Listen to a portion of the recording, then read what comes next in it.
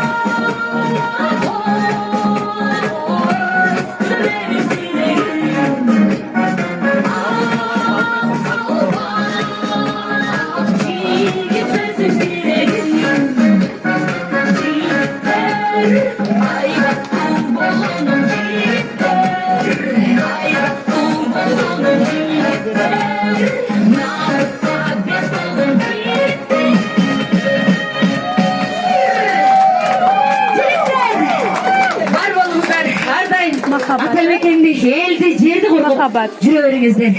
Анда эмесе кийинки чыгарманы ушул жерде толтурушкан биздин кудалар, кудагыйлар эч качан эки жаштын махабаты өчпөсүн деп махабат деген чыгарманы тартуулап коюлган.